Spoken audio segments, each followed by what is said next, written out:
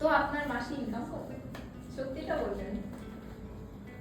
ভাই আমরা তো আর্টিস্ট মানুষ, আমাদের মাসিক ইনকাম হয় না, আমরা তো বিদেশ ভ্রমণ করি না যে আমাদের কোটি কোটি টাকা ইনকাম হবে।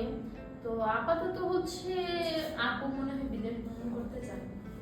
না, আমি বিদেশ ভ্রমণ করি না, কারণ আমার এই জিনিসগুলো খুবই খারাপ লাগে যে একটা মেয়ে ওর জন্ম হয়েছে তার হাজবেন্ডকে সবকিছু দেওয়ার জন্য। মেয়েরা কি করে, দুষ্টু কিছু মাইয়ারা আছে, তারা মনে করেন যে নাটকে এসে মিউজিক ভিডিওতে এসে সব বয়ফ্রেন্ডে বিলায় দেয়, হ্যারে বিলায় দেয়, ওরে বিলায় দেয়। আরে মেয়ে মানুষ হয়েছে, সবকিছু জামাইকেই বিলাতে হবে, ওকে? তা না হলে কিন্তু আপনি এর আগে কাউকে দেননি? আমি আমার জামাইকে বিলিয়েছি হালাল হালাল। এই বিয়ে কি একটাই করবেন নাকি আরো?